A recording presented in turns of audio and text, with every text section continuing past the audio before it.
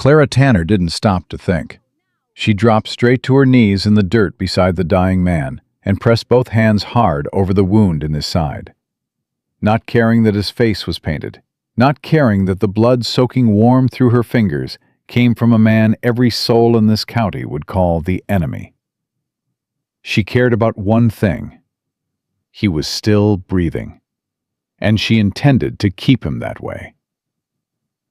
If this story moves you, subscribe to the channel and follow along to the very end. Drop a comment and tell me what city you're watching from. I want to see how far this story travels. The summer of 1873 was the kind that broke men. It didn't sneak up on you gentle. It came down hard, mean, and without apology. The way most things came in the mountains west of the Cimarron. The grass went yellow before June was half done. The creek beds cracked open like old wounds, and every living creature that had any sense at all stayed low and stayed quiet in the scalding white hours between noon and 4. Clara Tanner had no such sense. She never had. Her father had told her that more times than she could count, usually right before she did the exact thing he'd warned her not to do. "You got a stubborn streak wide as the Arkansas River, girl." She'd laugh, and he'd shake his head, and somehow they'd both known that stubbornness was the only thing keeping her alive out here. She was 3 miles from home when her horse, a broad-chested buckskin gelding she called Drum, stopped dead. Not slowly. Dead. All 4 feet planted, ears pinned hard back, nostrils flaring so wide she could see the red inside them. "What is it?" She gathered the reins with one hand, her other dropping to the stock of the rifle hanging from its scabbard. "Easy, easy, Drum." The horse didn't ease. He stood like stone, trembling through his whole barrel, staring at something in the shallow draw to her left. Clara looked. At first, she thought it was a deer, or maybe a calf that had wandered from somebody's herd and gone down in the heat. Just a dark shape against the pale dirt. Then the shape moved. One hand dragged forward through the dust, then stopped. Her stomach dropped straight to her boots. She was off Drum before she'd made a conscious decision to move. Her boots hit the ground and she was running, half sliding down the bank of the draw, her hat coming off somewhere behind her.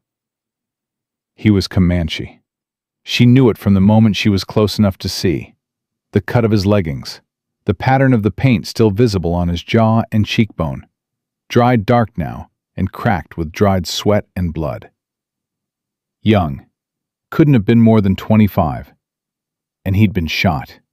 Twice, from what she could see, one high in the left shoulder, one lower down along his ribs on the right side. The rib wound was the one that was going to kill him. It was already killing him. She dropped to both knees, pressed her palms hard against the wound in his side, and the man's eyes flew open. They were black as creek water at night, and they locked onto hers with an intensity that hit her like a fist to the chest. Not rage, not fear, but something rawer than either. Something that looked like a man staring at the last thing he expected to see before he died. "You're all right," she said, even though he wasn't. "You hear me? You're all right. I've got you." He tried to move. His whole body went rigid, and he sucked a breath in through his teeth, sharp and terrible.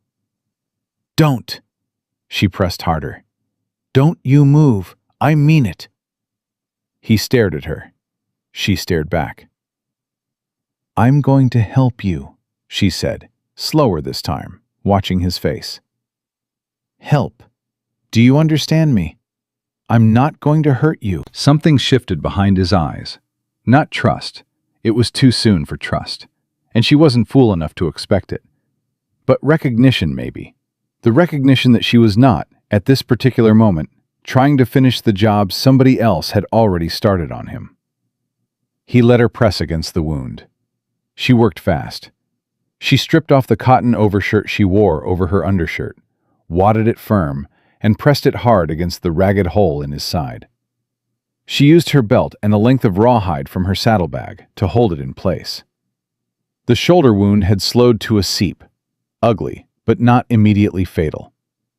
The ribs were the problem, and the ribs were going to stay the problem until she got him somewhere she could clean and pack the wound properly.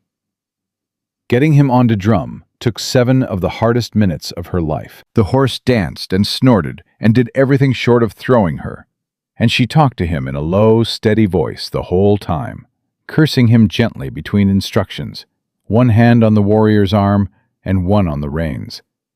By the time they got him belly down across the saddle, she was soaked through with sweat and her arms were shaking. She led Drum by the reins, walking, her hand pressed to the warrior's back to keep him from sliding, and she headed home. The whole 3 miles, she kept waiting to hear hoofbeats behind her. She had the warrior on her kitchen table when he spoke the first time. She'd been working in silence for nearly an hour, cleaning the wounds, packing them with the yarrow and clean cloth she kept in the tin box her mother had left her, stitching what needed stitching with a needle she'd sterilized in the flame of the oil lamp. Her hands were steady. They'd always been steady when it mattered. It was everything after that tended to fall apart. He'd been in and out of consciousness through most of it. Now his eyes were open and fixed on the ceiling boards above him, and he said something in a language she didn't speak, low, deliberate, like a man reciting something to himself. "I don't understand you," she said. "But whatever you're saying, you keep right on saying it. Sounds like it's doing you some good." He turned his head and looked at her. "Clara," she said, touching her own collarbone. "My name is Clara."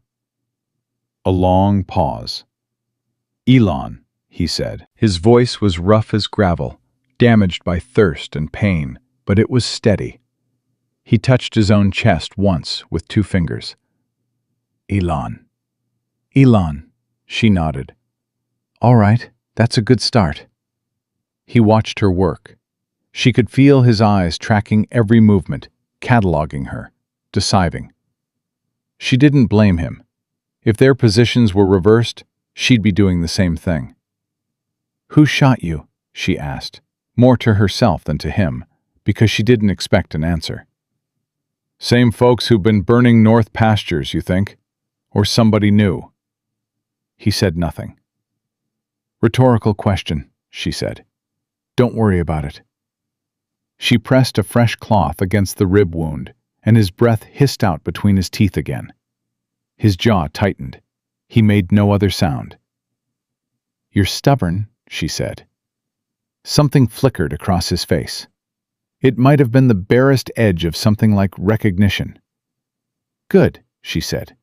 "Stubborn is the only thing that keeps people alive out here." "I'd know." She was washing her hands in the basin by the window when she heard the horses. Not 1 or 2, several. Moving fast, coming in from the South Trail, the direct route from Hawkins Crossing, where Tucker Briggs and his outfit had been camped since Thursday. Her stomach tightened. She dried her hands on a clean cloth, crossed to the door in 4 steps, and pulled it open. There were 6 of them. Tucker Briggs at the front, as she'd expected. Thick through the shoulders, a jaw like a brick, small cold eyes set deep under a hat brim he always wore pulled too low, like he was trying to keep people from seeing what he was thinking. She'd never found it hard to guess.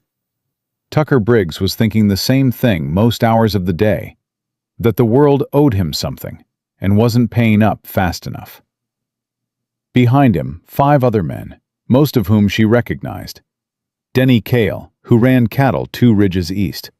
Harlan Pierce, 2 brothers from Waco nobody seemed to know well. And Roy Sims, who was Tucker's dog in every way that mattered, followed him everywhere, agreed with everything, and had the same particular kind of emptiness behind his eyes that told you he'd do real harm if somebody told him it was all right. Tucker pulled his horse up 10 feet from her porch steps. "Clara." He said her name like it was a minor inconvenience. "We're looking for something." "Most people are," she said. He didn't smile. Tucker Briggs didn't smile. A Comanche brave, wounded. Seen him come this way." She leaned one shoulder against the doorframe and folded her arms. "Can't say that I have." Tucker's eyes moved past her, toward the open door of the house. "That blood on the porch boards there?" "I was butchering a hare this morning." "That's a lot of blood for one hare." "It was a very large hare," she said. Tucker looked at her for a long moment. The other men shifted in their saddles. One of the horses stamped and blew. "Clara." Tucker's voice dropped into a register that was meant to sound reasonable. She recognized it as the voice he used right before he stopped being reasonable. "This brave and 2 others hit the McAllister place 3 nights ago, killed Frank McAllister, burned the barn. You understand what I'm telling you?" "I understand what you're telling me," she said. "I'm not sure I believe all of it." Something moved behind Tucker's eyes. "You calling me a liar?" "I'm saying I've known Frank McAllister for 11 years, and I've also seen what happens when men like you decide the story needs a villain." She met his stare without blinking. "Those are 2 different things, Tucker." The man named Roy Sims laughed, a short, mean sound. "She's something, ain't she?" Tucker didn't look at him. He kept his eyes on Clara. "If you're harboring that warrior, you are making an enemy of every white family in this county. You understand that? Every family, including ones that have been good to you." "Nobody in this county has been good to me out of the kindness of their heart," she said. "They've been good to me because they need my well water in August and my extra hands at branding. Let's not dress that up as something it ain't." Tucker straightened slowly in the saddle. He had the particular stillness of a man deciding how angry he was going to let himself get. "I'll ask you one more time. Is that Comanche warrior in your house?" Clara looked at him. She thought about her father's voice. "There are moments in a person's life, Clara, where the thing they do becomes the thing they are, for good or bad. Make sure you're choosing right." She thought about the man on her kitchen table, and the look in his eyes when she'd pressed her hands over his wound. That raw, stripped bare look of a man staring at something he hadn't expected. "You want to search my house," she said. "You come back with a legal writ. You don't have one of those? You turn those horses around." Tucker's jaw worked. "You're making a mistake." "Might be, but it'll be mine to make." She straightened off the doorframe, pulled herself to her full height, which wasn't considerable, but she'd learned early how to make up for that in other ways, and looked Tucker Briggs dead in the eye. "Get off my land." The silence stretched long and mean and tight as a wire between fence posts. Then Tucker reined his horse around, hard, so the animal's haunches swung wide and kicked up a spray of pale dust. He said nothing else. He didn't have to. The set of his back said everything he needed to say as he rode out. And the other 5 men followed him in a ragged line, Sims last, twisting in the saddle to look back at her, with that empty smile still on his face. She stood on the porch until the last of the hoofbeats faded out. Then she went back inside, pulled the door shut, and leaned against it with her eyes closed. "Lord have mercy," she said quietly, to no one in particular. When she opened her eyes, Elan was watching her from the table. He'd pushed himself up on one elbow, which had to be costing him considerable given the state of his shoulder, and his expression had changed. The cataloging look was gone. In its place was something she couldn't entirely read, but that felt, in the way these things sometimes did, like the beginning of something. "They're looking for you," she told him simply. He held her gaze and said something in Comanche, short, deliberate. "I don't know what that means," she said, "but I reckon we'll figure it out." She pushed off the door and went to the stove to put water on to boil. Her hands had finally started to shake. The delayed kind. The kind that always showed up once the immediate danger had passed. Like her body was settling its accounts late. She pressed them flat against the iron stovetop until the trembling stopped. Outside, the summer heat pressed down on the cabin like a fist, and somewhere south, Tucker Briggs was riding back toward Hawkins Crossing with 6 men and a grievance, and the particular, dangerous kind of patience that men like him always had when they were certain they were going to get what they wanted, eventually. Clara refilled the water basin. She checked Elon's wound. She ate half a cold biscuit standing over the sink and stared out the window at the empty trail for a long time. She was already in it. She'd known that the moment she pressed her hands against a dying man's side and decided he was going to live. The only question now was how far in she was prepared to go. She thought about that question for a while. Then she went and loaded the second rifle. The second rifle was her father's, a Henry repeater, worn smooth along the grip from years of his hands on it before hers. She checked the load the same way he'd taught her, without thinking, without rushing, fingers moving through the motions like a prayer she'd said so many times the words had worn grooves into her. 16 rounds, full. She set it against the wall beside the door and went back to her patient. Elon had watched her load it without a word. Now, as she pulled the stool close to the table and began rechecking the wrap on his ribs, his eyes tracked her face with that same careful, measuring attention he'd been giving her since he first woke up. "You're going to need to stay still," she told him. "I mean, genuinely still, not just when it hurts." He said something in Comanche. "I'll take that as agreement." She pressed 2 fingers along the edge of the bandage at his ribs, feeling for heat, for the particular firmness that meant infection was already setting in. It was too early to know for certain. That was always the cruelest part of a wound like this. The first 12 hours, you were just waiting to find out what kind of fight you were really in. "Elon," she said his name to get his attention, then pointed at the wound, then pointed at her own eyes. "I'm watching it." Then she shook her head slowly. "It isn't good yet." He looked at the wound, looked at her. Something crossed his face. Not fear, she was starting to understand that fear wasn't a thing this man showed easily, but acknowledgement. He knew his own body well enough to know what she was telling him was true. "But you're alive," she said. "So we're ahead of where you were this morning." She stood, moved to the basin, washed her hands again. Outside the window, the sky was burning itself out into orange and purple and the specific deep blue that came right before dark. And the heat was finally beginning to ease just slightly off its worst. She was thinking about food, whether she had enough broth she could heat without it taking too long, whether he'd be able to keep anything down, when the knock came at the door. Not Tucker's knock. Tucker didn't knock. She crossed to the door, hand on the latch, and said, "Who is it?" "May Dunbar." A woman's voice, slightly breathless. "Clara, please, it's May." Clara opened the door. May Dunbar was 52 years old and had the look of a woman who had been running. Her gray-streaked hair was coming loose from its pins, her face was flushed, and she was holding her shawl so tight around herself that her knuckles had gone white.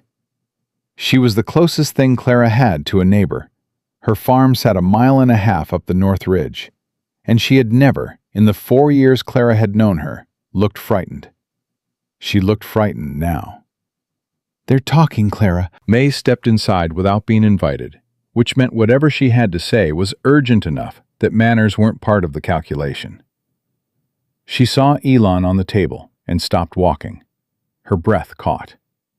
"He's not going to hurt you," Clara said. "I know that." May straightened. She was a practical woman. That was one of the things Clara respected about her. She looked at the wounded man for a moment, absorbed the situation, and looked back at Clara. "Tucker's been at the crossing all afternoon. He's got 12 men now, Clara. 12. Denny Cale, the Waco brothers, 3 men nobody seems to know who came in this morning from the east. He's been buying rounds and talking loud, and the talk is getting ugly. What kind of ugly? May lowered her voice, even though it was just the 3 of them. The kind that ends with someone's house burning. Clara felt something go cold in her chest. How long before they move? Tonight, maybe? Morning at the latest. May reached out and gripped Clara's arm. Ride out. Take what you can carry and go to your cousin in Amarillo. Leave him here and go. Tucker won't burn an empty house. He just wants the warrior. He'll kill him, May. I know that. Then I'm not leaving. May's grip tightened. Clara. He is a person. Clara said it the way you said things that shouldn't need saying, but sometimes did anyway.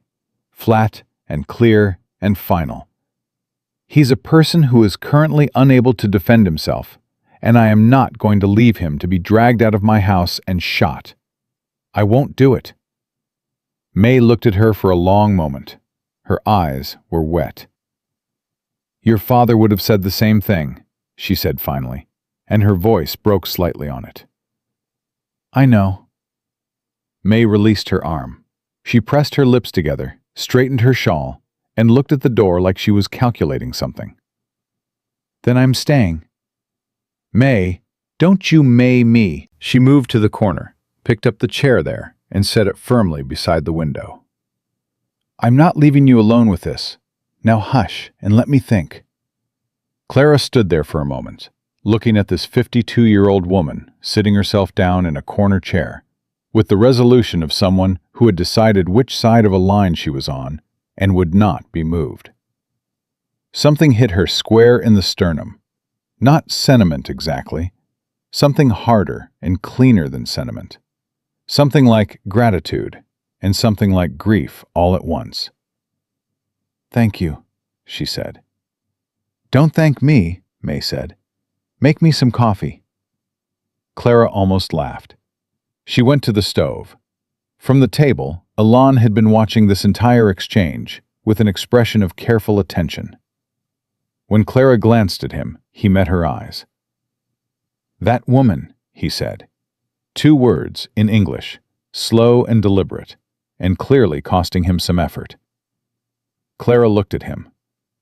You speak English? He said nothing. How much English do you speak? A pause. Some. Well, she put the coffee pot on the stove. That would have been useful to know an hour ago. Something shifted at the corner of his mouth.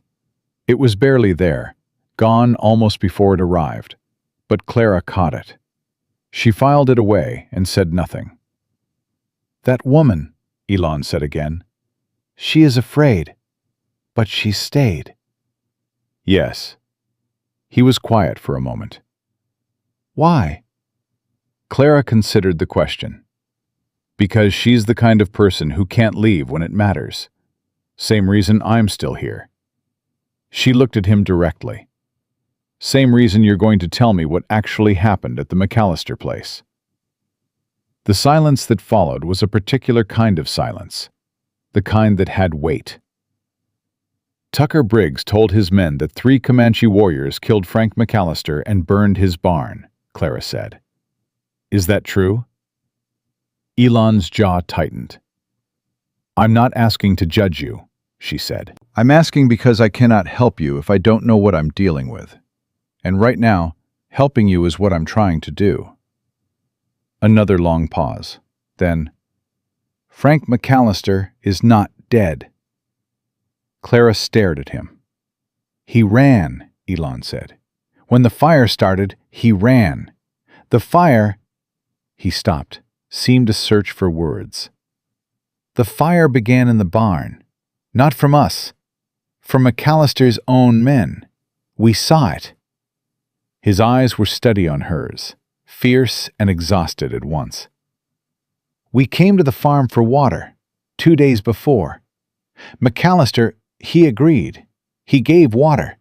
But his men, 3 men, hired men, they did not want us there. That night they burned the barn. To blame us. To blame— He stopped again.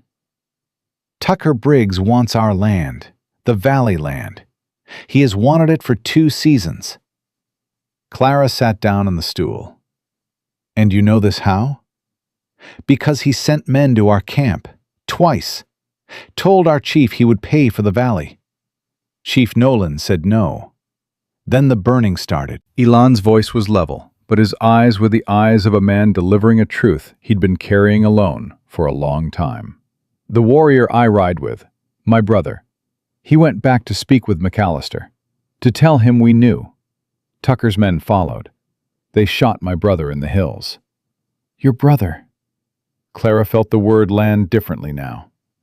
He's still out there? He is dead. The bluntness of it hit the room like a stone dropping into still water. May made a small sound from the corner. Clara pressed her hands flat on her knees. I'm sorry, she said. Elon looked at the ceiling boards again. Tucker Briggs is clearing the valley, one by one. He uses the law when he can. He uses fire when he cannot. He lowered his eyes back to hers. He will not stop. No, she said quietly. He won't. The coffee pot began to hiss on the stove. Outside, an owl called once and went silent. Somewhere on the far ridge, a coyote answered it. And then there was nothing but the settling dark sounds of the land at rest. Sounds that felt, tonight, less like peace and more like the silence before something breaks. May stood up from the corner chair. Someone's coming. Clara was at the door in 3 strides. It wasn't Tucker's men. It was a single horse coming fast and reckless up the North Trail, which was the wrong direction for Tucker, and the right direction for someone coming down off the mountain ridges. She couldn't see the rider clearly in the fading light, but the horse was a paint, brown and white, and it was being pushed hard. You know that horse? She asked May. No. Clara opened the door and stepped onto the porch, her hand already on the rifle she'd leaned there. The rider pulled up hard at the edge of the yard, and in the last gray light, she saw that it was a young man, couldn't have been 18, and he was Comanche, and he was looking at her with an expression of pure, stripped terror that had nothing to do with her. He said something, fast and urgent, looking past her toward the house. She stepped aside. Elon's inside. He's hurt, but he's alive. The boy, and he was a boy, up close, swung down from the horse so fast he nearly fell, caught himself, and came up the porch steps in 2 long strides. Clara stepped back to let him through the door. He went straight to Elon, gripped his arm, spoke in a rapid, fierce stream that Clara couldn't follow. Elon answered, short and sharp, and pointed at his own chest, then at the door, then shook his head. He's saying he can't ride, Clara said, because even without the language, the argument was plain enough to read. The young man looked at her, then back at Elon, then back at her, and the expression on his face was the expression of someone being asked to choose between 2 bad options in a very short amount of time. What is your name? Clara asked him. He hesitated. Kimmy. Kimmy. How many men are coming? He held up both hands, then added 3 fingers. 13, 1 more than May had counted. How long? He said something in Comanche. Elon translated, his voice strained. Before the moon is high. Clara looked at the window. The moon was already rising. She turned back into the room, thinking hard and fast. Elon could not ride. She was as certain of that as she was of her own name. Moving him now, on horseback, over the ridge trails in the dark, with that wound still raw and close to something vital, would kill him as surely as Tucker's men would. She had May, who was tough and steady, but not armed. She had Kimmy, who was clearly capable, but whose first obligation was to get back to his people, and was only here because he'd come to find his tribesmen. And she had herself 2 rifles, a Colt revolver her father had left her, and somewhere between now and moon high to figure out what she was going to do about a 13-man posse. "Kimmy," she said, "can you get word to Chief Nolan? Tonight?" Kimmy looked at Alon. Alon said something. Kimmy looked back at Clara. "Yes," he said. "How fast?" 2 hours, maybe less." "Then go." She held his gaze. "Tell him where Alon is. Tell him what Tucker Briggs is doing. Tell him—" She stopped. She thought about what Alon had told her. About the valley. About the burning. About a land grab being dressed up as justice. "Tell him that there is a woman here who knows the truth of it, and she intends to make sure that truth goes somewhere it can't be buried." She paused. "Can you tell him that?" Kimmy studied her for a moment, with the particular seriousness of a young man deciding whether to trust a stranger with something important. Then he gave a short, single nod. "Good." She stepped back from the door. "Ride." He was back on his horse and gone into the dark in under a minute, the sound of hoofbeats fading fast up the North Ridge Trail. May appeared at Clara's shoulder. "You think Nolan will come?" "I think he's a man who just lost a warrior and nearly lost another one. And I think Tucker Briggs has been pushing at his people all summer," Clara said. "I think he'll come." "And if he doesn't?" Clara picked up the Henry repeater. "Then we'll manage." May was quiet for a moment. "There are 13 of them, Clara." "I know how to count, May." From the table, Alon's voice came, low and rough. "I can sit up." Both women looked at him. He had already pushed himself upright, his jaw set hard against the pain of it, one hand braced on the edge of the table. His face was gray under the effort, but his eyes were clear. "You absolutely cannot," Clara began. "I can sit up," he said again. "Give me a rifle." "You are not—" "Clara." He said her name, the first time he had, and the way he said it stopped her short. Not sharp, not demanding.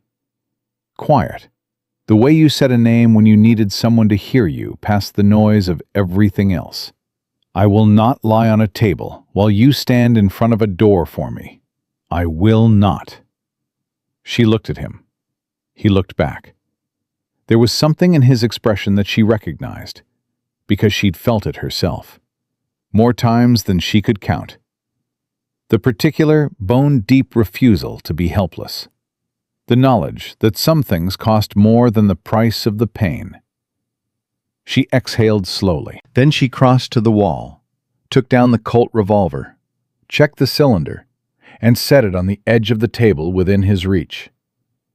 "You fall off that table," she said. "I am going to be extremely unhappy with you." "Noted," he said. May made a sound that might, in other circumstances, have been a laugh.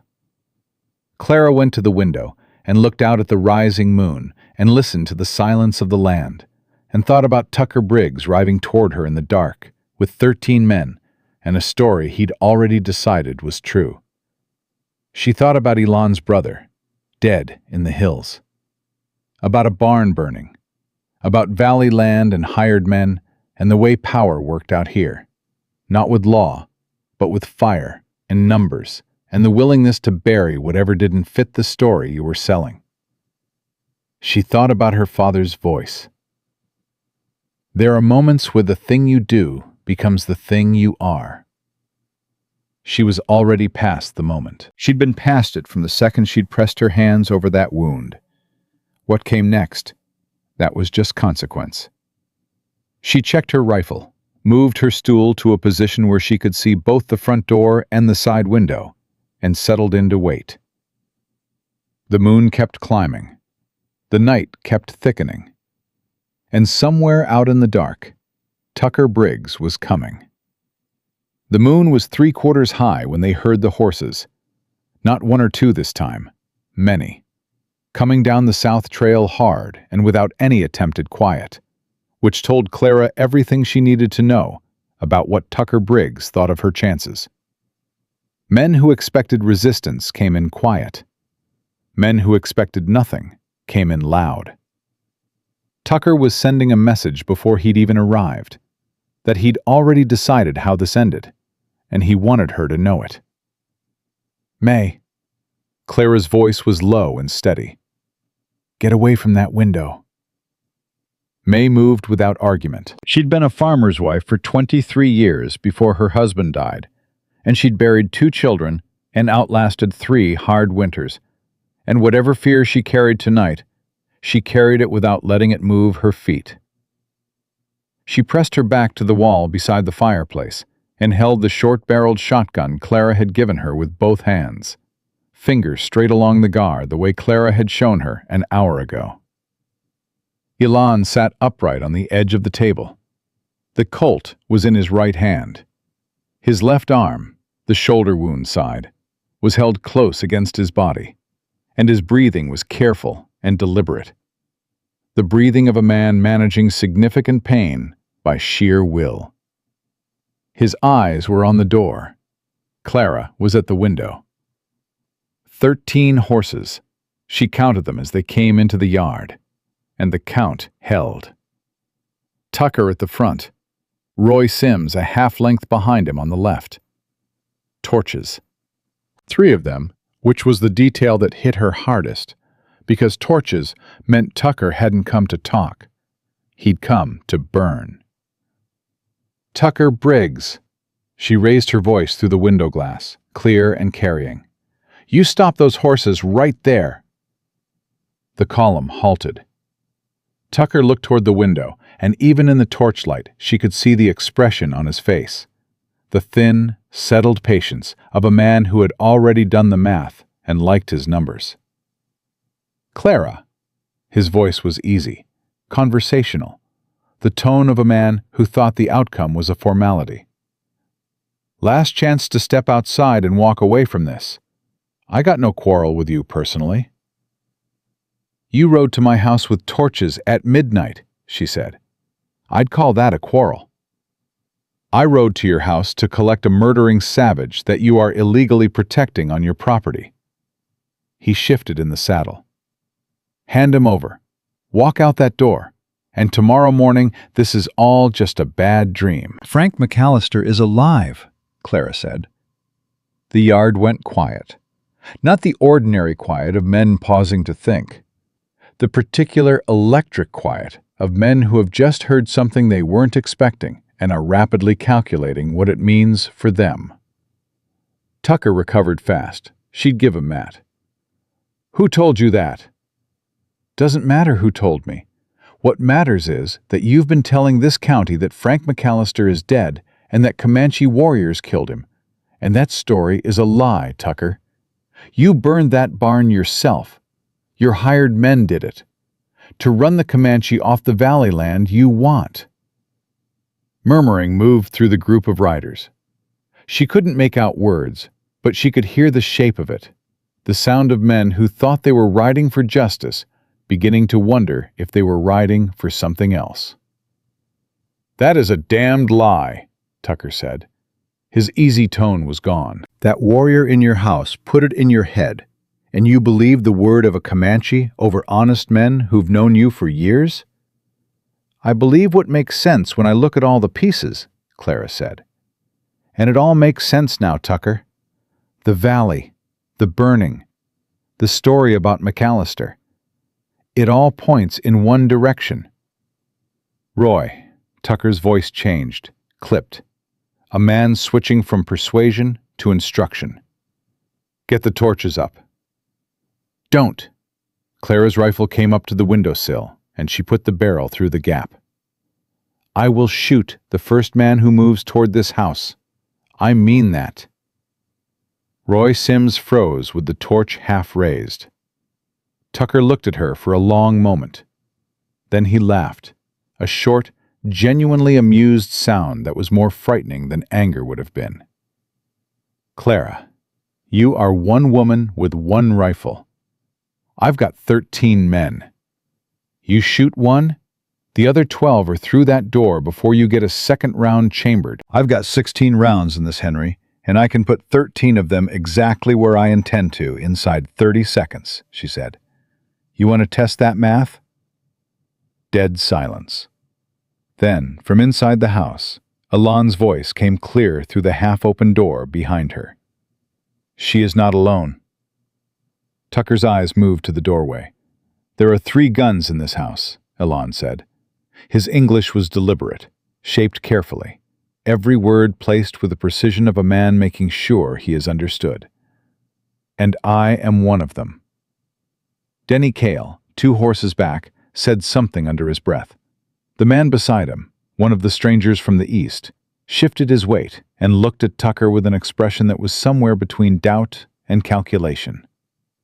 Tucker's jaw tightened. "You're wounded," he said to the doorway. "Yes," Alon agreed, "and I still hit what I aim at." One of the Waco brothers said, loud enough to carry, "Tucker, nobody said nothing about shooting at a woman." "Nobody's shooting at anybody," Tucker snapped. He raised his voice for the yard. "Nobody does anything until I say." He turned back to the window. "Clara, last time I'm asking this like a reasonable man. Walk away." "No." The word fell into the yard like a stone. Simple. Final. The word of a woman who had already decided. Tucker stared at her. She stared back. The torchlight moved over his face, and she watched him do what men like Tucker always did in the moment before they crossed a line. She watched him make the decision look necessary, like she'd forced his hand, like whatever came next was her doing. He opened his mouth, and that was when the ridge erupted. The sound came first. Hoofbeats, many, many hoofbeats, coming down off the north slope in a wave.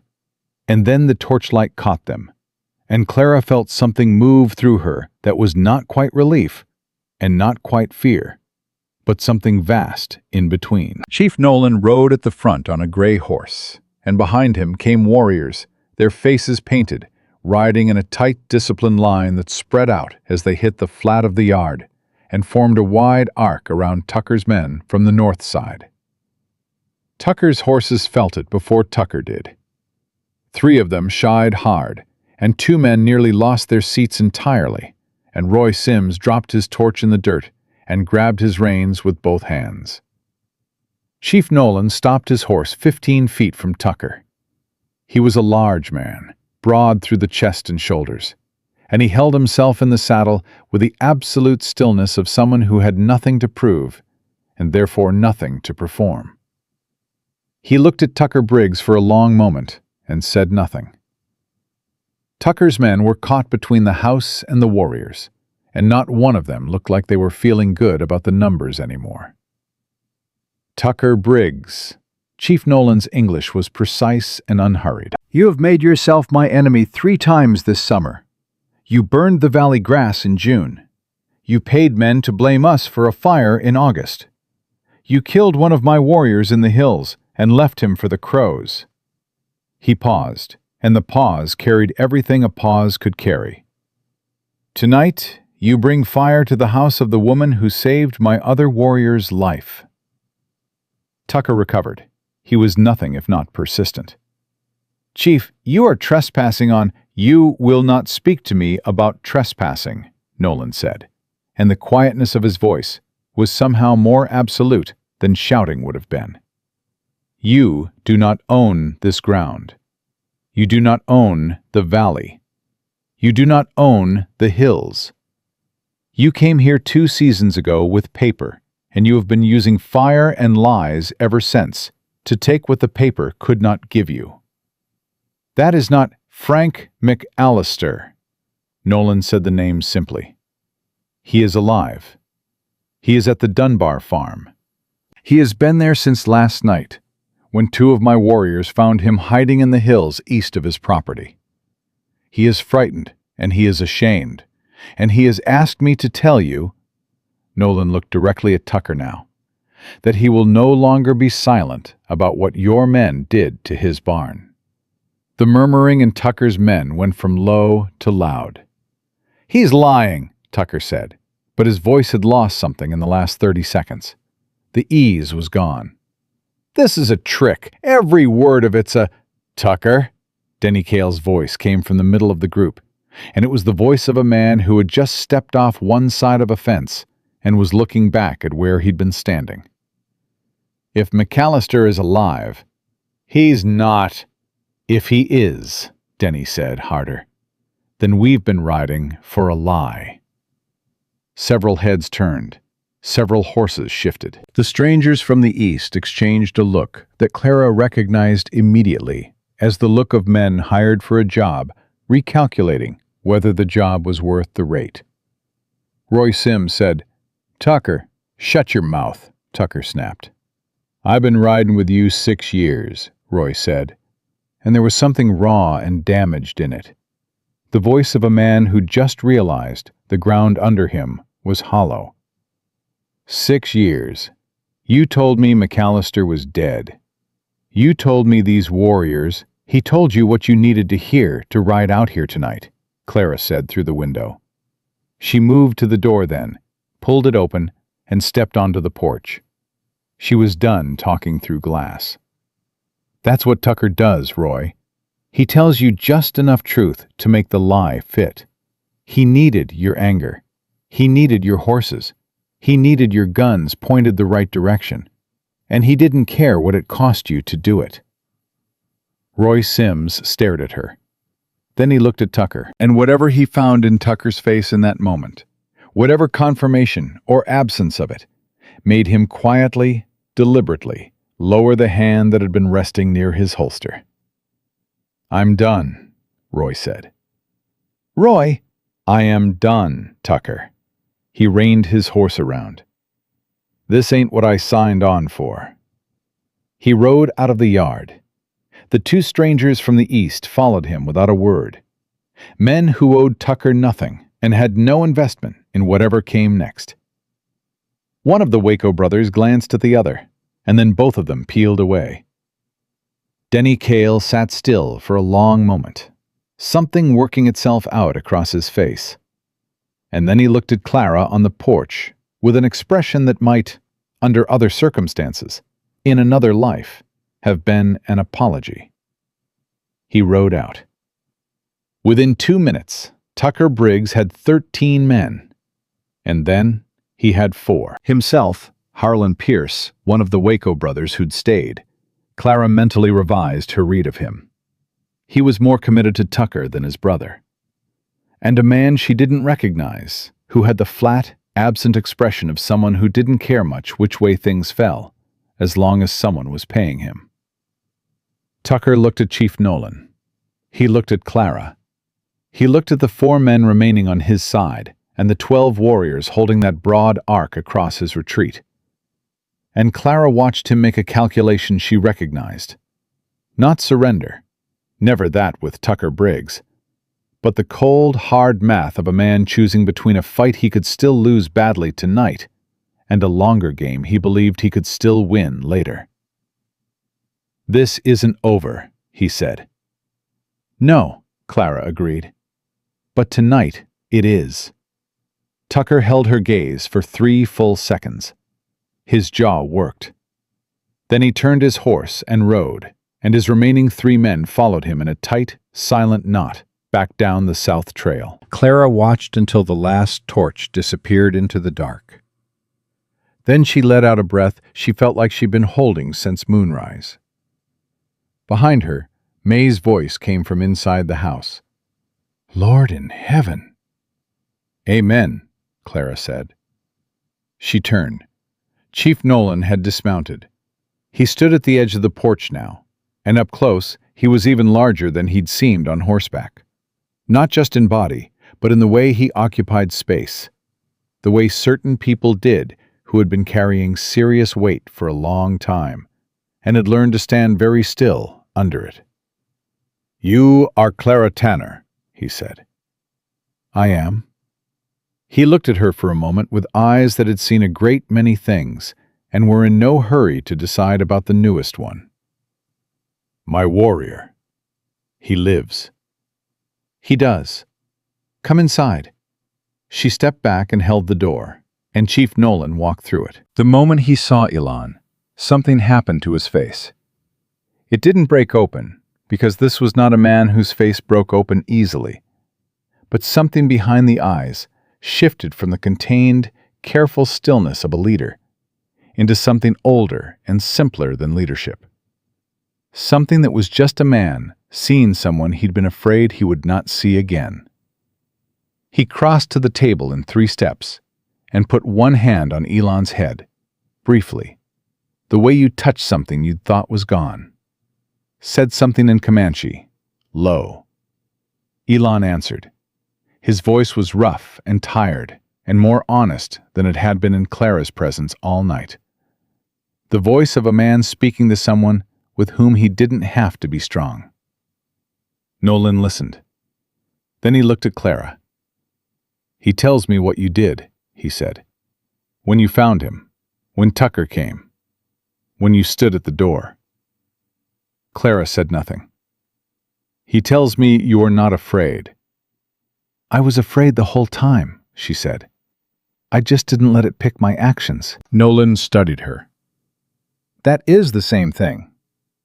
May appeared from the corner, wiping her face with the back of her hand in a way that suggested she was doing her level best not to cry, and was mostly succeeding. "Is anyone else going to have coffee? Because I have been waiting on that pot for 2 hours, and I intend to drink it with or without company." Clara looked at her. Then she looked at Nolan. Then at Elon, sitting on the edge of the table, with the Colt still in his hand, and exhaustion carved deep into every line of his face, and something in his eyes that had not been there this morning. Something quieter. Something that was not yet trust, and not yet understanding, but was the shape of both. The way a cracked door was the shape of a room you hadn't entered yet. "Sit down," she told Nolan. "Both of you." She went to the stove and poured the coffee, and the lamplight held them all in its circle.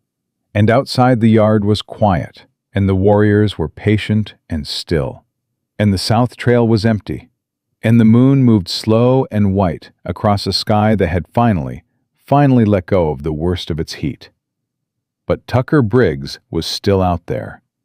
And Clara knew, the way you knew things that didn't need saying, that the morning would come with him in it. What she didn't know yet, what none of them knew yet, was what he'd found on his way down that south trail, the thing that would change every calculation any of them had made, the thing that would make tomorrow far more dangerous than tonight had ever been. The coffee was gone before any of them spoke about what came next. That was, Clara thought, probably the most human thing that had happened all night.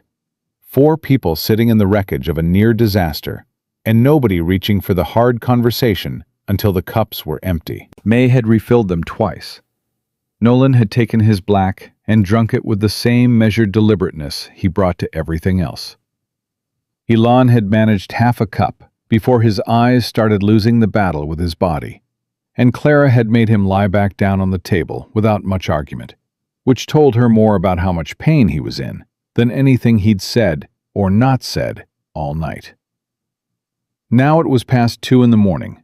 The lamp was burning low, and Nolan looked at Clara across the table where his warrior lay sleeping and said, "Tell me about the deed." Clara looked up.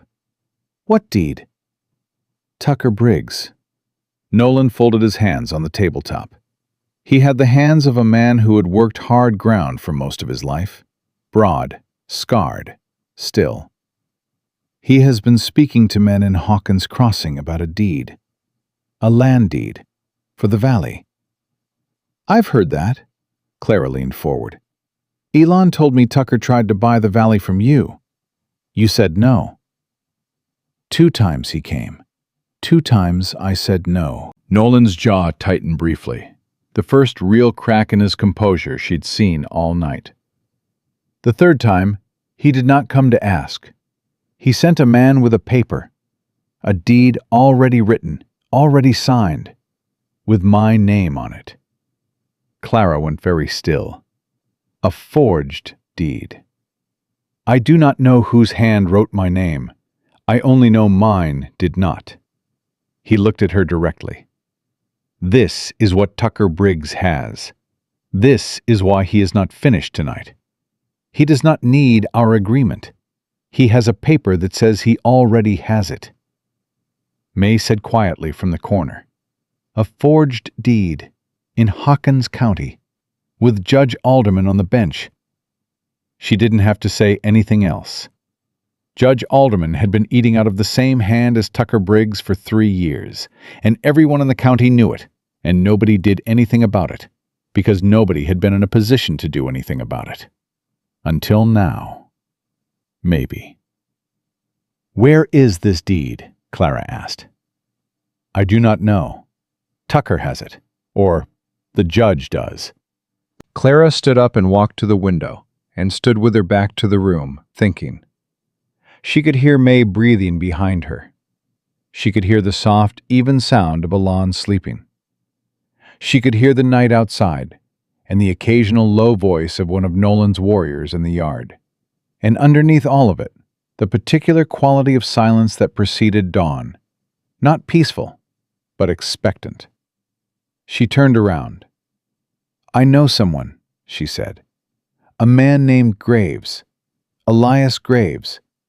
He's a land attorney out of Tascosa. Honest one, which is a rarer thing than it ought to be. I've used him twice. He knows deed law, and he knows forgery, and he has handled cases in front of federal judges." She looked at Nolan. "If we can get him a copy of what you have, any records of Tucker's offers, any witnesses to his men's actions this summer, we can challenge that deed in federal court before it ever gets recorded in Hawkins County." Nolan studied her. "Federal court takes time." "Federal court takes time," she agreed. "But a federal filing stops Tucker from recording his deed while the challenge is active. That gives us breathing room." She paused. "It also gives Frank McAllister time to tell his story somewhere it can't be buried." "Frank McAllister is afraid," Nolan said. "He hid in the hills for 2 days. A frightened man does not always stay honest when someone powerful is pressing on him." "No," Clara said. "He doesn't." The silence stretched. Then May stood up from her corner chair, stood up with a particular decisiveness that meant she'd made a decision while everyone else was still thinking. "I'll go to McAllister," she said. Clara looked at her. "May, he knows me." May pulled her shawl straight. "His wife was my friend for 8 years before she passed.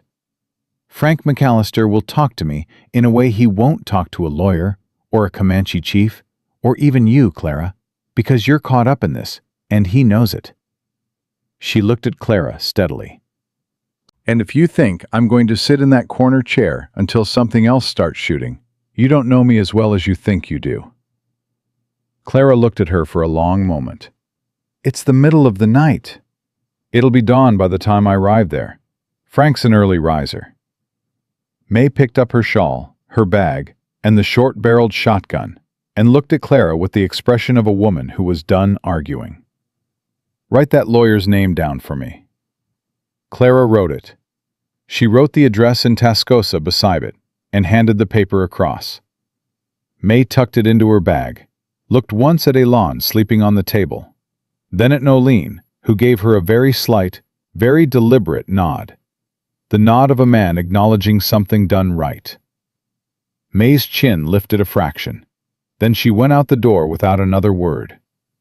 They listened to her horse move out of the yard. Nolene looked at the door. "That woman," he said, and the way he said it carried something close to admiration. "I know," Clara said. She sat back down. The lamp flickered. Outside, one of the warriors said something, and another answered, and somewhere on the far ridge a bird started up. The first bird, the one that always jumped the gun on dawn by a full hour, and then went silent again, like it regretted the decision. "You should sleep," Nolan said. "I'm fine." "You are not fine," he said, without judgment. "You have been carrying this since noon. Your hands have been shaking for the last hour." Clara looked at her hands. They were shaking. She pressed them flat on her knees. "Sleep," Nolan said. "My men are in the yard. Nothing moves tonight without me knowing it." He paused. "I will watch him." She looked at Elon. His face in sleep was younger than it was awake. The hard vigilance was gone, and what was underneath it was just a man who had been through something terrible and was now, against reasonable odds, still breathing. She thought about what he'd said. "I will not lie on a table while you stand in front of a door for me." "All right," she said. She moved to the cot against the far wall, lay down with her boots on and her rifle within arm's reach, and closed her eyes. She was asleep inside 2 minutes. She woke to Nolin's hand on her shoulder and broad daylight coming through the window and the sound of horses. She was on her feet before she was fully conscious, rifle in hand, crossing to the window in 3 steps. 4 horses on the south trail, coming in at a walk. Tucker Briggs on his usual gray, Harlan Pierce beside him. And behind them, Clara's stomach went cold. A man in a black coat and a federal marshal's badge on his chest. And beside the marshal, Frank McAllister, alive, upright in the saddle, but with the particular tight collapsed look of a man who had not slept and was deeply unhappy about something that was being required of him. "Tucker found him first," Clara said. Nolin was already at her shoulder. "Yes."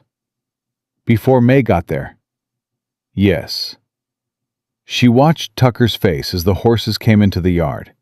He was wearing the easy expression again, the one that had made her skin crawl last night, and still did this morning. The expression of a man who believed the math had shifted back in his direction. The marshal pulled up short when he saw the warriors in the yard. He had the instinct to reach for his sidearm, and then visibly thought better of it. 12 armed Comanche warriors at close range was not a situation you wanted to escalate before you understood it. He looked at Tucker instead. "You didn't mention." "It's fine," Tucker said. He raised his voice toward the house. "Clara, come on out.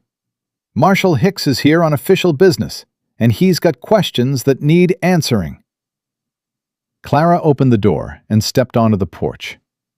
Behind her, she heard Alon push himself upright. Marshal Hicks was a lean man in his late 40s, with a weathered face and eyes that were doing the work of reading the yard very quickly and very carefully. He looked at Clara, then at Nolin's warriors, then at the blood on the porch boards that hadn't been cleaned yet. "Ma'am." He touched his hat brim. "Marshal Elias Hicks, Federal Court, out of Amarillo. I've got a complaint filed by Tucker Briggs, alleging you are harboring a Comanche warrior wanted for the killing of Frank McAllister." He paused. "I am also advised that Mr. McAllister is in fact alive, which somewhat changes the nature of the complaint, but I'm still obliged to look into the matter." "I understand," Clara said. "The warrior, is he inside?" "He is. He's injured." Hicks nodded once. "I'll need to speak with him." "You're welcome inside." She looked past him at Tucker. "Tucker Briggs is not." Tucker's jaw tightened. "Now hold on." "This is my property," Clara said. "You don't have a writ of entry. You came here last night with 13 men and torches, and I sent you off my land. You are not walking through my door this morning." She looked at Hicks directly. "You, Marshal, are welcome. Mr. McAllister is welcome. Tucker Briggs stays on that horse." Hicks glanced at Tucker. Something moved across the marshal's face. Not displeasure exactly, more like the look of a man who was running a calculation and finding that the numbers were not as straightforward as he'd been told they'd be. "Mr. Briggs," Hicks said, "wait here." Tucker's expression went rigid. "Marshal, I heard you file it," Hicks said. "Wait here." He dismounted. Frank McAllister dismounted too, slowly, like a man whose joints all hurt and whose soul hurt worse. He didn't look at Tucker when he got down from the horse. He didn't look at anything except the ground in front of him, and that, Clara thought, told its own story. She held the door. Hicks came in first, took in the room in one sweep.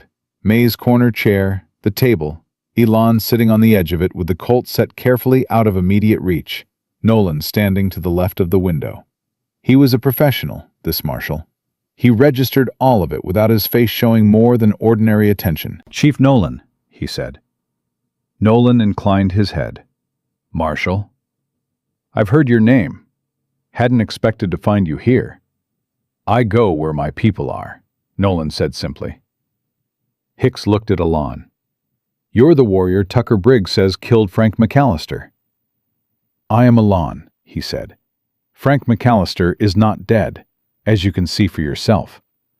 He nodded toward the door, where McAllister was just coming through, moving with the slow, reluctant movement of a man walking toward something he'd rather walk away from. McAllister stopped inside the door. He looked at Elon. Elon looked at him. Something passed between them that Clara couldn't fully read. Recognition, maybe, and something heavy under it. "Mr. McAllister," Hicks said, "I need you to tell me, in front of these people, what happened at your property 3 nights ago." McAllister's throat worked. He looked at his hat, which he was turning around and around in his hands. He looked at Clara. She held his gaze and gave him nothing. No reassurance, no pressure. Just a straight, clear look that said she was going to hear whatever he said, and she was going to remember it. "Frank?" Hicks's voice was quiet. "Tell me." McAllister exhaled. "My barn burned," he said. "That's true. But these warriors—" He stopped, swallowed. "They weren't the ones who live it." The room held perfectly still. Tucker's men, 3 of them.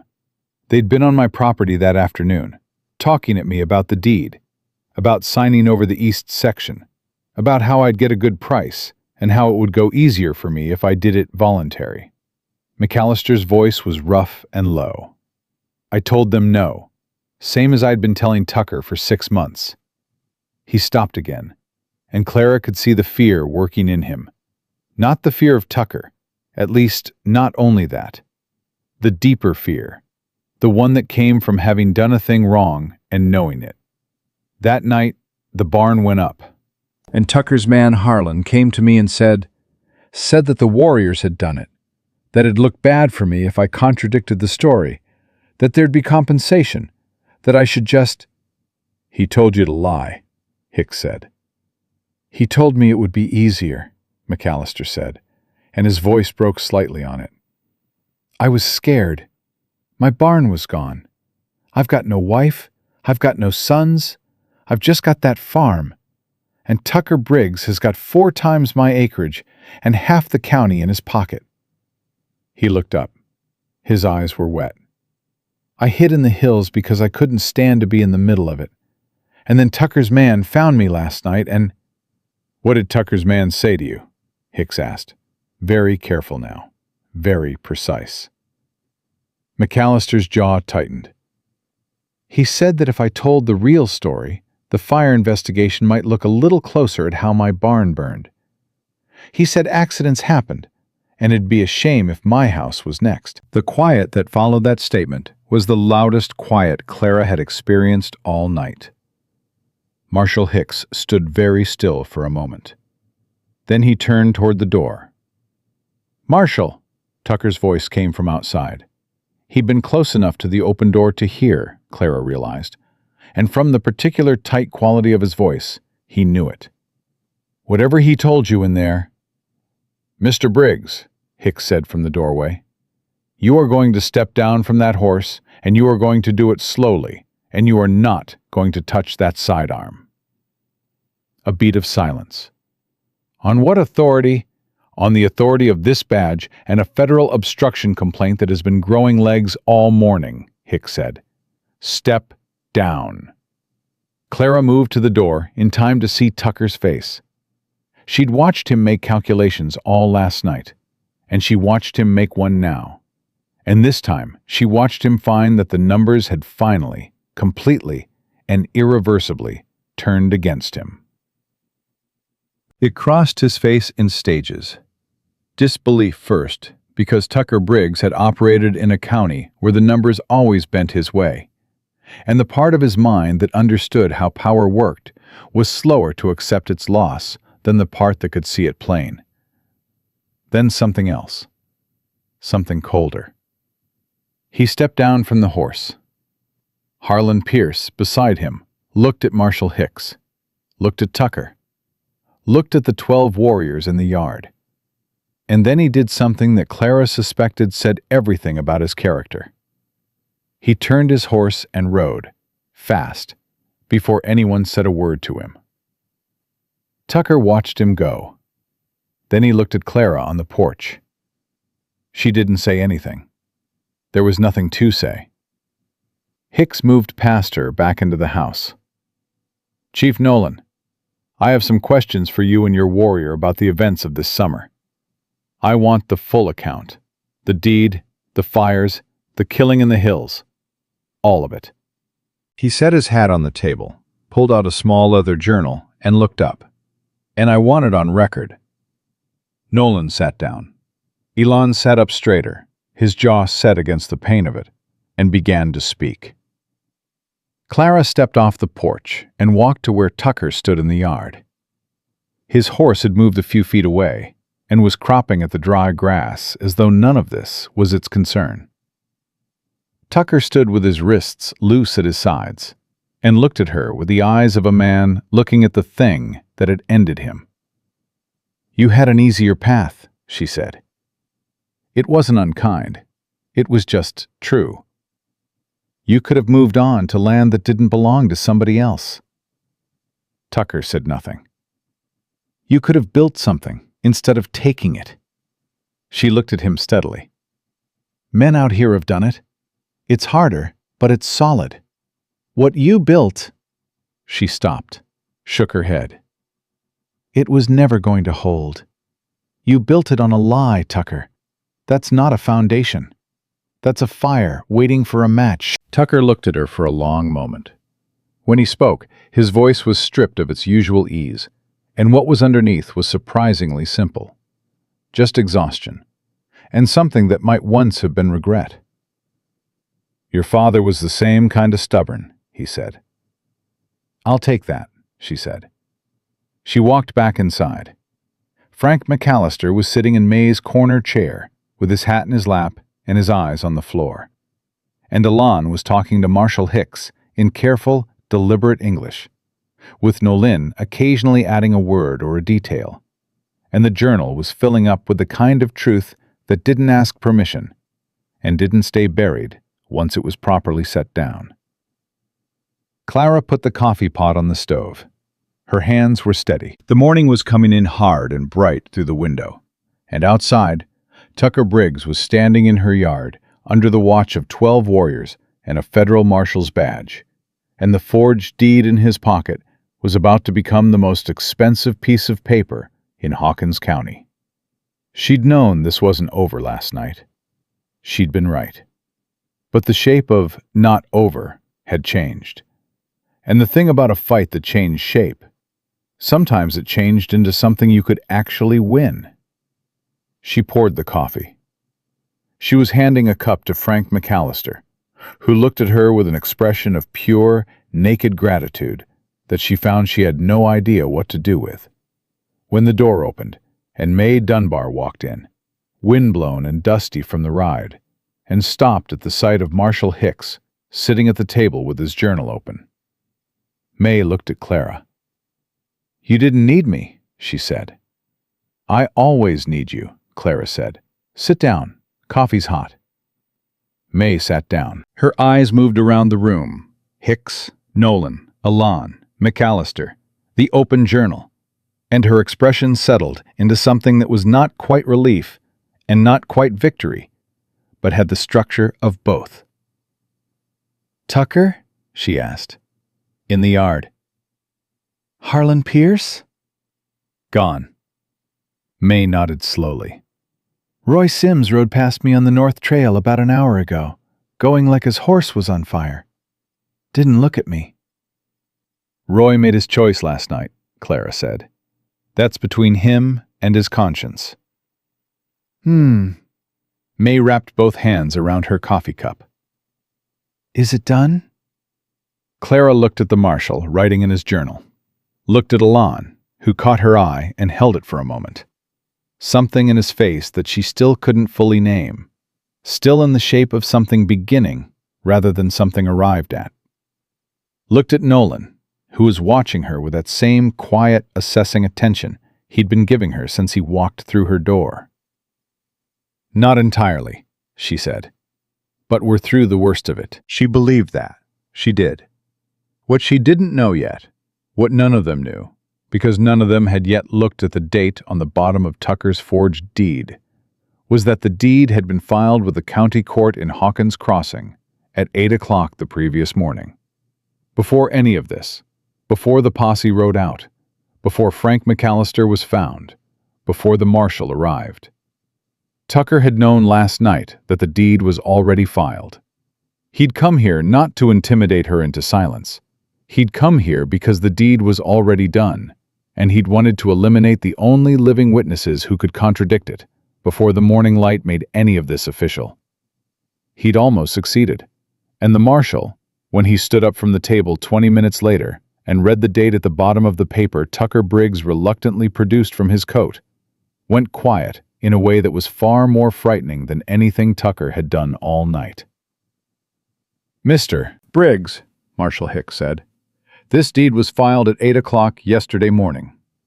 That's right, Tucker said, from the door where Kimmy stood watching him with the particular attention of a young man who did not intend to take his eyes off him. That means you filed a deed for land you do not legally own, using a signature you did not legally obtain, before you rode to this property last night with the stated intention of...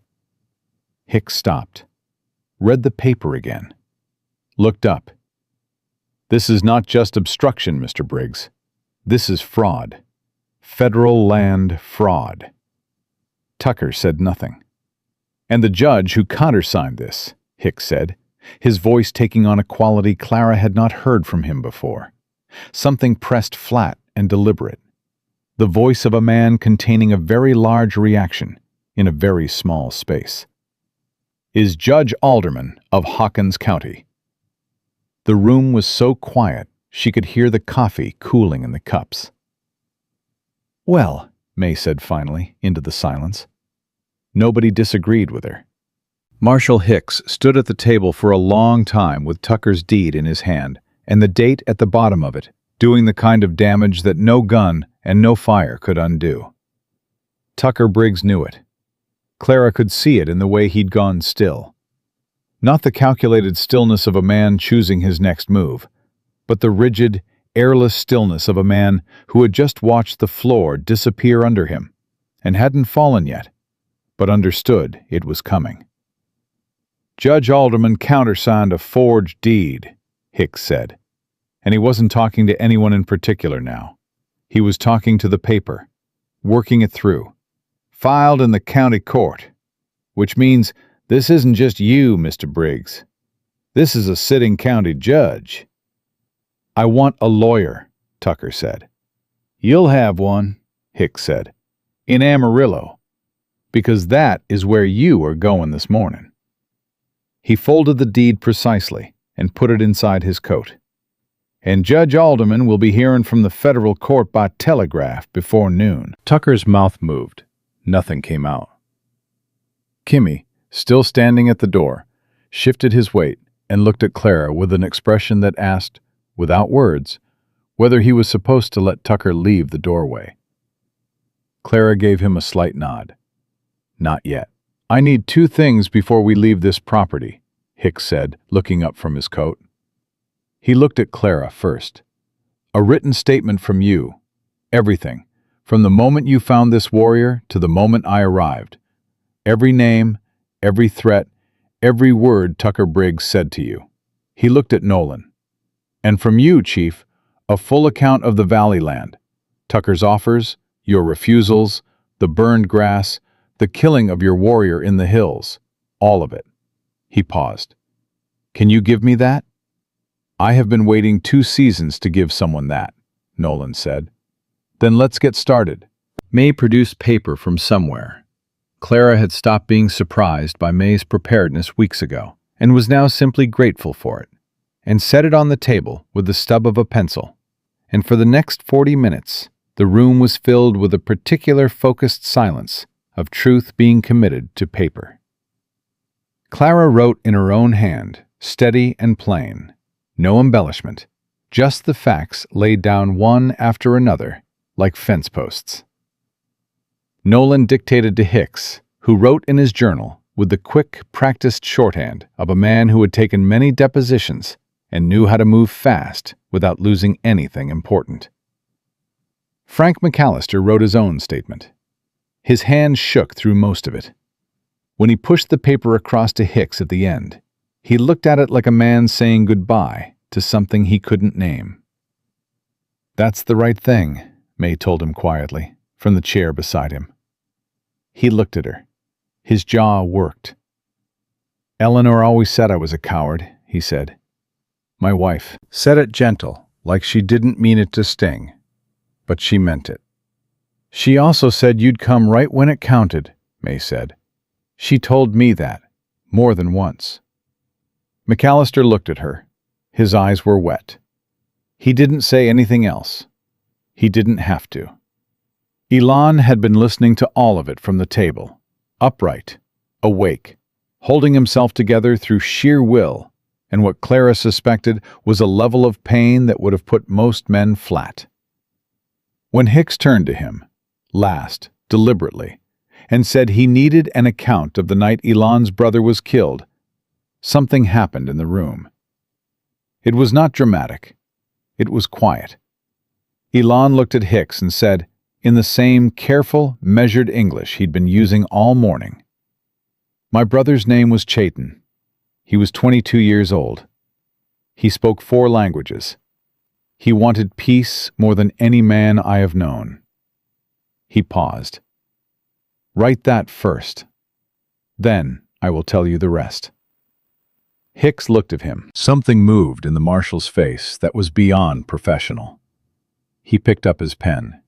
He wrote the name. He wrote the age. He wrote what Elon had said about him, word for word. Then he said, "Tell me the rest." And Elon told him. Clara stood at the window while he talked, her back to the room, her eyes on the yard where Tucker Briggs sat on the porch steps, under Kimmy's watch, with his wrists resting on his knees, and his face turned toward the south trail, as though he was still hoping for a way down it. The morning had come in full and hard by now, and the heat was already building, because the summer in this country had no mercy in it, and never had. She thought about Chayton, who she'd never met and never would, who was 22 years old and spoke 4 languages and wanted peace.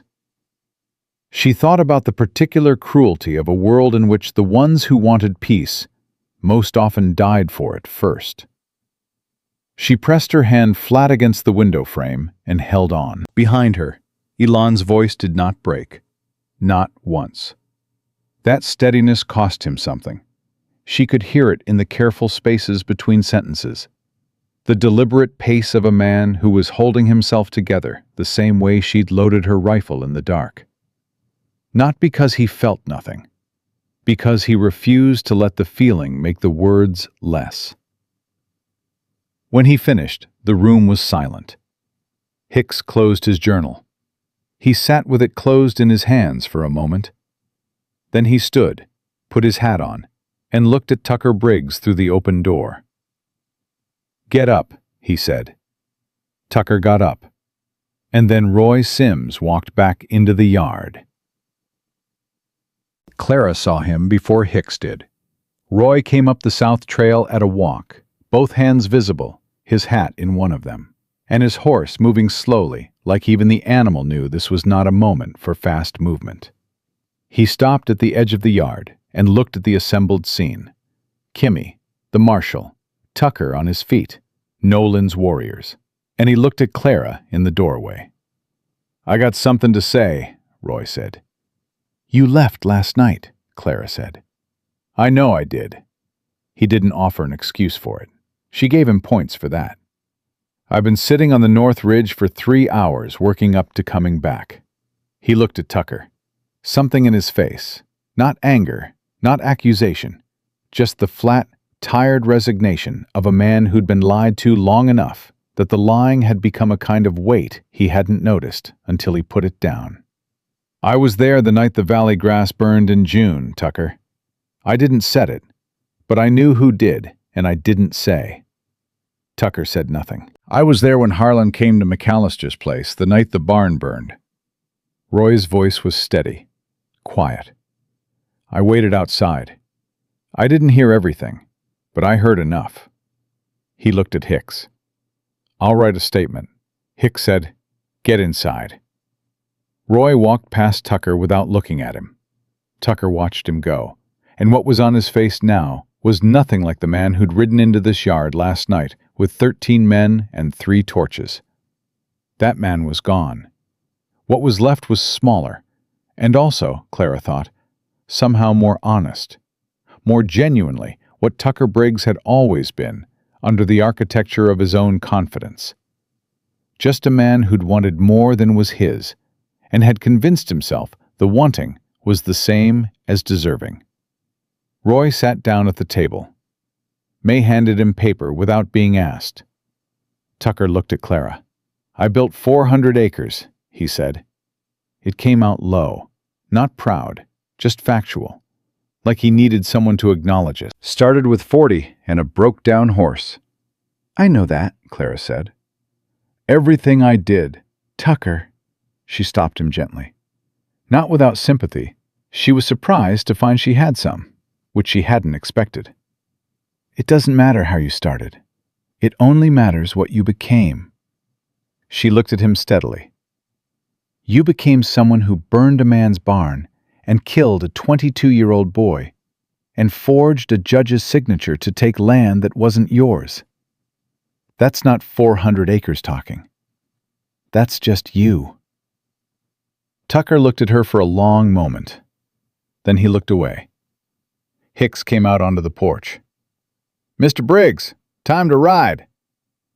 Tucker walked to his horse. He mounted without help. He didn't look back at the house, or the yard, or the warriors, or any of it. He rode out behind Hicks at a steady pace down the south trail, and Clara stood on the porch and watched him go. And she did not feel triumphant. She felt tired. The clean, honest exhaustion of something finished. Nolan came and stood beside her. They didn't speak for a moment, just watched the trail. "What happens to the valley?" Clara asked. "It stays," Nolan said. "Tucker's deed is void. His claim dies with it." He paused. "There will be lawyers.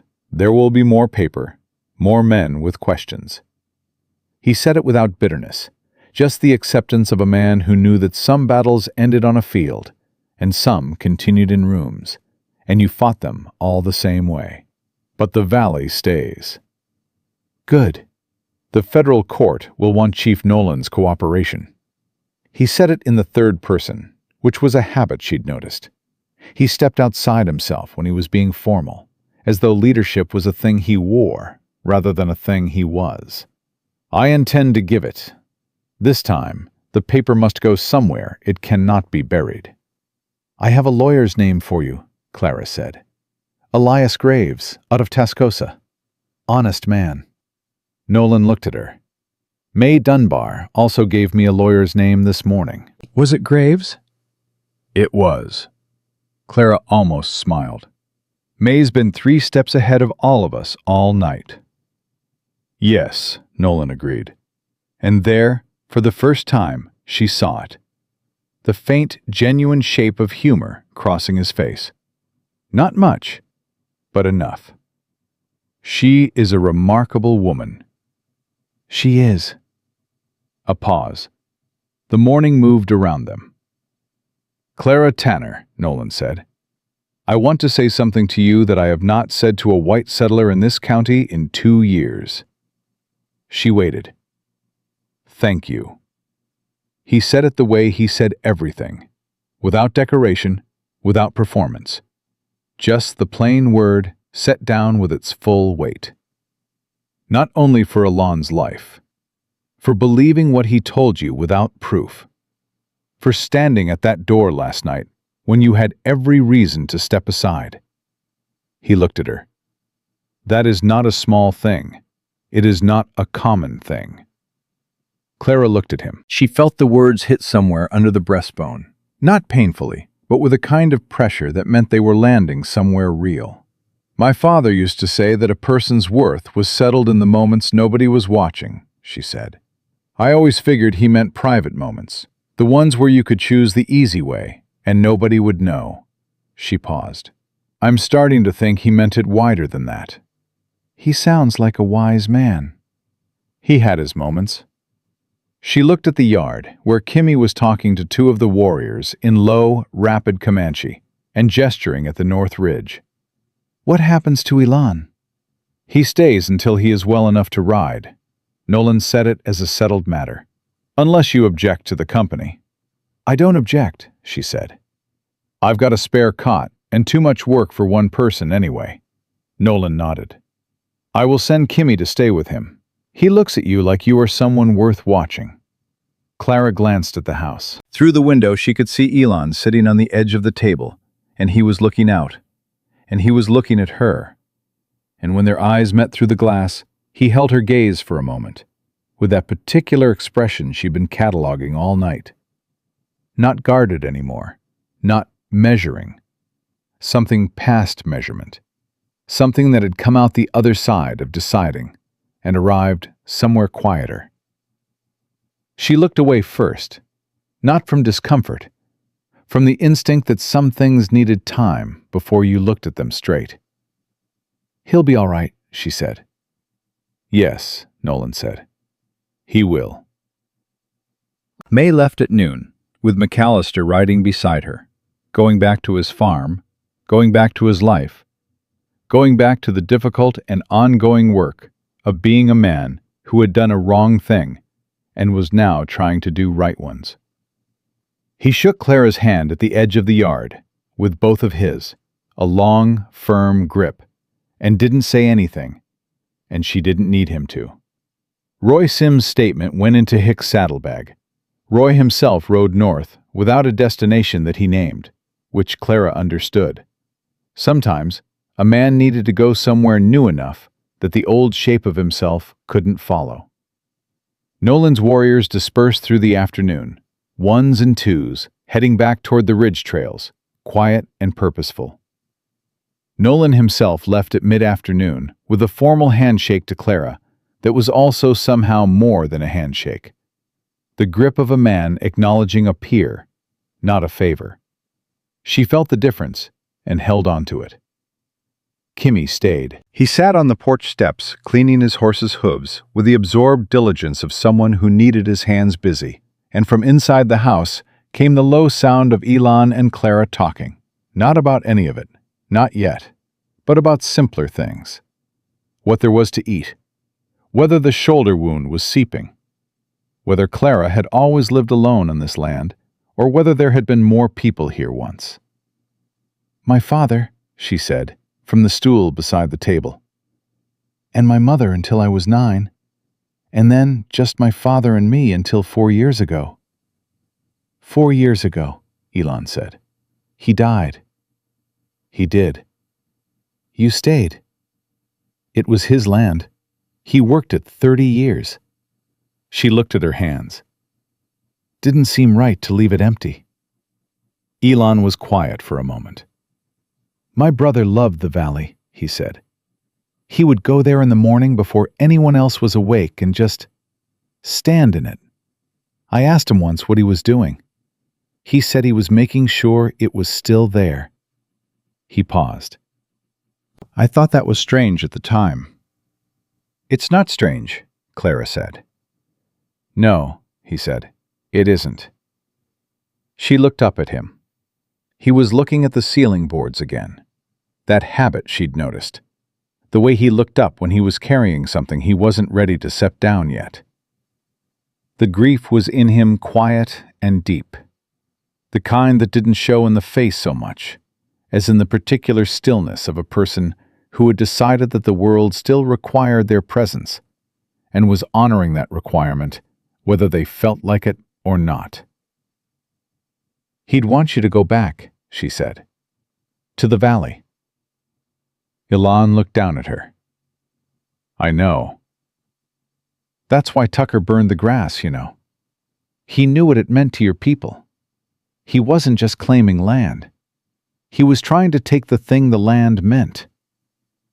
Yes, Ilan held her eyes. But he did not take it. The valley is still there. And Chaitin stood in it every morning for 22 years. Something moved in his expression. Grief, and something past grief. Something that was beginning to look like the kind of peace that cost too much to come easy, but that came nonetheless. That cannot be taken. Clara said nothing. She just held the look for a moment, and what passed between them in that silence had no name she was willing to give it yet. It was too new and too fragile for naming. The kind of thing that lived only in the space between two people who had been through something real together, and come out the other side still standing. The kind of thing that either grew into something or it didn't. And either way, it had already changed the shape of both of them. Kimmy called from the porch, something in Comanche. Ilan answered him, then looked at Clara. He says the coffee is gone, and he is asking politely. Clara stood. Tell him if he wants coffee, he can come inside and make it himself. A pause. Then Ilan translated. A longer pause. Then Kimmy appeared in the doorway, with the expression of a young man who had not expected this outcome, but was willing to adapt. Clara handed him the coffee tin. He looked at it. The stove, she said, pointing. You can figure it out.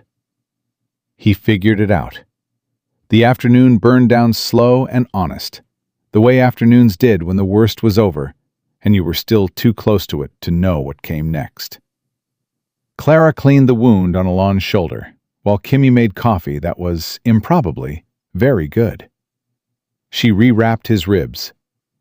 She told him the truth about the rib wound, that it was clean, no infection yet, but she'd need to watch it for 3 more days before she'd call him safe. He accepted this information the same way he accepted most things. Directly, without argument, with the practical attention of someone whose survival instincts were oriented toward fact rather than hope. 3 days, he said. 3 days. And after 3 days? She set the cloth down. She looked at him. After 3 days, you decide what comes next. He held her gaze. What if what comes next is here? The question settled into the room like something that had weight.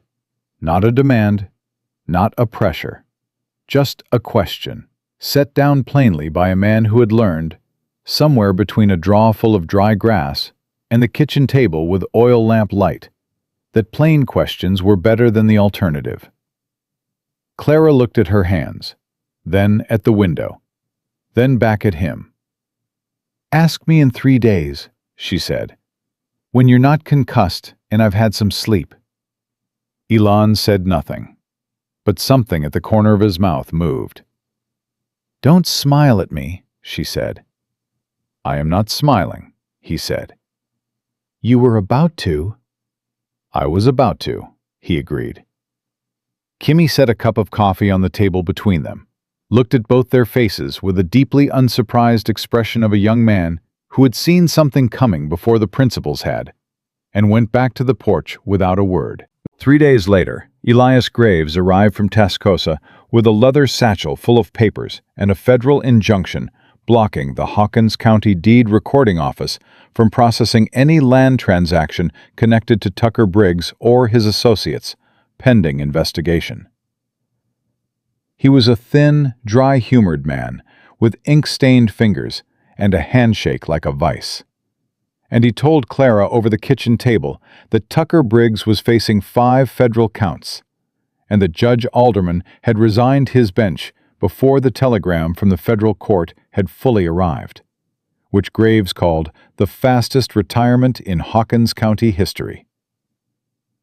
May came by the same afternoon, pulled Clara outside, and told her that Roy Sims had sent a letter to Frank McAllister. She didn't say what was in it. She said McAllister had read it twice, folded it careful, and put it in his shirt pocket. And that was that. Elon walked out of the house on his own 2 feet for the first time that evening. Not far, just to the edge of the porch. He stood there in the cooling air, and Kimmy stood beside him, and they looked at the ridge together for a long time and spoke quietly in Comanche. The kind of conversation that had no beginning and no end, but simply was. 2 people who had known each other their whole lives, standing in the same place at the same time. Clara watched from the doorway. After a while, Elon turned and looked at her. She stepped out onto the porch. She stood beside him. The sky was doing what it did here at the end of summer days, burning out in layers, orange to red to a purple so deep it was almost black at the edges. And the heat was finally beginning to let go, the way it did in late August, a fraction at a time, like something learning how to be gentle. "Still here," Elon said. It wasn't a question. "Still here," she agreed. He looked at the ridge for a moment longer. Then he looked at her the way he'd looked at her through the window that afternoon. Past measurement, past deciding, somewhere on the other side of all that, into something quieter and more permanent. "I asked you to wait 3 days," he said. "It has been 3 days." "I know." "Then I am asking now." His voice was even, unhurried, certain. "What comes next?" Clara looked at the sky. She thought about her father's voice and the land that was still hers, and the truth she'd set down in writing for a federal marshal, and the forged deed that was now evidence in a case that would take months to resolve, and the warrior who had called her by her name in the dark and refused to lie on a table while she stood at the door alone. She thought about Chayton, who had stood in the valley every morning to make sure it was still there. She thought about May Dunbar, walking out of a dangerous house in the middle of the night because she had decided which side of a line she was on. She thought about Roy Sims on the North Ridge for 3 hours, working up to coming back. She thought about herself, kneeling in the dirt with her hands over a wound, making a decision about what kind of person she was going to be. "What comes next," she said, "is that you get the rest of that shoulder healed. And then you go back to the valley and make sure it's still there." She paused. "And then you come back." Elon held her gaze. "And you will be here." "I will be here," she said. "I have always been here. This is my land, and I intend to keep it." She turned and looked at him directly, straight and clear, the way she'd looked at Tucker Briggs across a yard full of torches. Not performance, not softness, just the plain, undecorated truth of a woman who had learned that the truth was the only thing that held.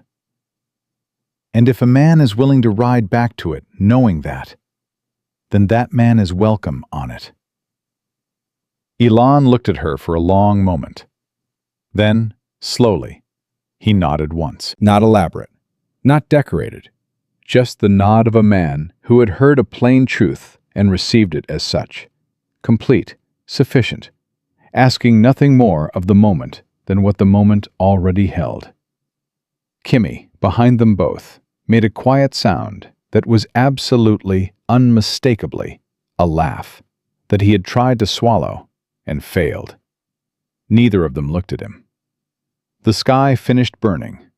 The first star appeared. Somewhere down on the South Trail, a coyote called once and went quiet, and the land settled into its nighttime self the way it always did. Unhurried and indifferent and ancient and vast. And underneath that vastness, two people standing on a porch in the cooling dark, and the particular, unquantifiable weight of what had been chosen, and what had been survived, and what, against every reasonable expectation, had been built in the rubble of someone else's cruelty. Clara Tanner had knelt in the dirt for a dying man because her conscience left her no other choice. And in doing so, she had not lost a single thing that was truly hers, and she had gained everything that matters.